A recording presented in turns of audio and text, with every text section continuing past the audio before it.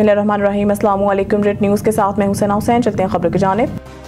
वज़ीर-ए-आज़म की कुदरती आफात से निपटने के लिए चीन पाकिस्तान जॉइंट लैब जैसे मंसूबों को मज़ीद फ़ाल करने की हिदायत वज़ीर-ए-आज़म शहबाज शरीफ ने अपने दौरा चीन के दौरान तियानजिन यूनिवर्सिटी में नेशनल अर्थक्वेक सिमुलेशन सेंटर का दौरा किया। नेशनल अर्थक्वेक सिमुलेशन सेंटर में वज़ीर-ए-आज़म को डिजास्टर मैनेजमेंट और रेस्क्यू टेक्नोलॉजीज बशमूल नई तैयार करदा मेडिकल रेस्क्यू गाड़ियों के बारे में ब्रीफिंग दी गई। वज़ीर-ए-आज़म को कुदरती आफात के लिए एहतियाती तदाबीर के लिए तैयार करदा जदीद टेक्नोलॉजी के हवाले से ब्रीफिंग दी गई। वज़ीर-ए-आज़म को बताया गया है कि चीन और पाकिस्तान के ताउन से इस ज़मन में कई मंसूबे मौजूद हैं और मुतअद्दिद पर काम जारी है। इन मंसूबों में बेल्ट एंड रोड इनिशिएटिव के तहत तामीर शुदा China Pakistan joint lab for disaster and emergency medicine, बैनुल-अक़वामी मेडिकल कोऑपरेशन सेंटर, चीन पाकिस्तान फ्रेंडशिप अस्पताल और दीगर मंसूबे शामिल हैं। वज़ीर-ए-आज़म ने चीन के कुदरती आफात से निपटने के लिए जदीद टेक्नोलॉजी के इस्तेमाल की तारीफ की और कहा है कि चीन में इस्तेमाल होने वाली जदीद टेक्नोलॉजी और तरीके पाकिस्तान में कुदरती आफात से निपटने के लिए इंतहाई सूदमंद साबित होंगे। इस ज़मन में चीनी महारत से मुस्तफ़ीद होने से पाकिस्तान में मुस्तक़बिल में कुदरती आफात से निपटने के लिए मौसर एहतियाती तदाबीर और लाएअमल इस्तेमाल किए जा सकेंगे। इसराइली फौज का गजा में हमास के तर्जुमान अबू उबैदा को निशाना बनाने का दावा। इसराइली मीडिया के मुताबिक इसराइली फौज ने गजा में एक रिहायशी इमारत की पहली और दूसरी मंजिल पर हमला किया और इस हमले में हमास की अस्करी विंग की तर्जुमान अबू उबैदा को निशाना बनाया गया। ताहम इस हवाले से मज़ीद तफसीलात जारी नहीं की गई। हमास की जानिब से इसराइली फौज के दावे पर ताहाल कोई रद्द-ए-अमल सामने नहीं आया। गजा में इसराइल के वहशियाना हमले जारी हैं। 24 घंटों के दौरान इसराइली हमलों में मज़ीद 77 फ़लस्तीनी शहीद और 345 ज़ख्मी हो गए हैं। अरब मीडिया के मुताबिक इसराइल ने इमदादी मराकज़ और पनाहगज़ीन कैंपों को निशाना बनाया।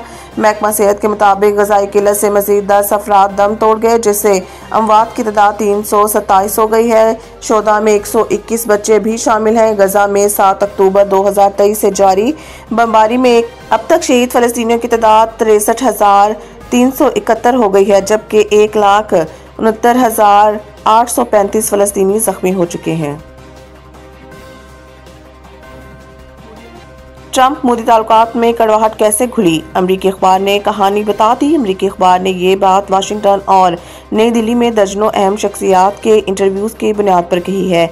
अखबार के मुताबिक अमरीकी सदर ने 17 जून को भारतीय वज़ीर-ए-आज़म नरेंद्र मोदी को टेलीफोन किया और दोहराया कि पाक भारत फौजी कशीदगी ख़त्म कराने पर इन्हें किस कदर फ़ख्र है। अखबार ने लिखा है कि डोनाल्ड ट्रंप ने मोदी को बताया है कि पाकिस्तान नोबेल अमन इनाम के लिए नामजद करने वाला है। ट्रंप चाहते थे कि मोदी भी इन्हें नोबेल अमन इनाम के लिए नामजद करें। अमरीकी अखबार की रिपोर्ट के मुताबिक मोदी ने सदर ट्रंप को बताया है कि अमरीकी मुदाखलत का जंग बंदी से ताल्लुक नहीं। मोदी का दावा था कि मामला भारत और पाकिस्तान ने बराह रास्त हल किया था। अखबार के मुताबिक सदर ट्रंप ने नरेंद्र मोदी की बात टाल दी, मगर अमरीकी सदर से इख्तिलाफ और सदर ट्रंप को नोबेल अमन इनाम के लिए नामजद करने से मुतल्लिक बात से इनकार ने दोनों लीडरों के दरमियान ताल्लुकात में कड़वाहट घोल दी।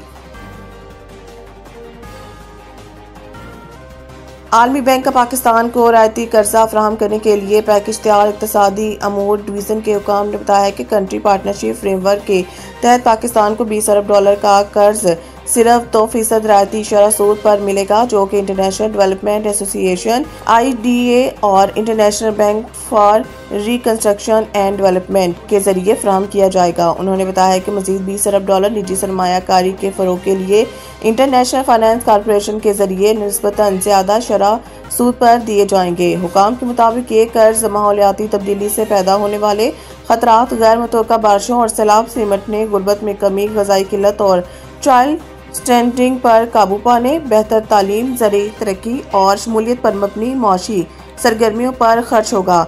इसके अलावा साफ तवानाई के फ़रोग, ग्रीन हाउस गैसेज के अखराज में कमी, फ़िज़ाई आलूदगी पर काबू पाने, ट्रांसपोर्ट, सनत और तमीरात के शोबों में भी ये फंड इस्तेमाल होंगे। इक़्तिसादी अमूर डिवीज़न के मुताबिक कंट्री पार्टनरशिप फ्रेमवर्क पर अमल दरामद के लिए कौमी मंसूबे की तैयारी आखिरी मराहिल में है, जिसकी मुकम्मल होते ही आलमी बैंक की जानिब से फंड्स की फराहमी शुरू कर दी जाएगी।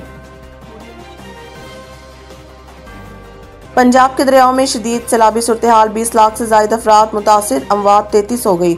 लाहौर में मीडिया से गुफ्तगू करते हुए DGPDM पंजाब इरफान अली काठिया ने कहा है कि पंजाब में सैलाब से मुतासर अफराद की तादाद 20 लाख तक पहुँच गई है। जिन अजला से सैलाबी रेला गुजर चुका है वहाँ पर हमारा सारा फोकस मुतासरीन की मदद करने पर है। इरफान अली काठिया ने कहा है कि पंजाब की तारीख में सबसे बड़ा रेस्क्यू ऑपरेशन किया गया है। मुतासरा इलाकों से 7.5 लाख अफराद का इंखला किया।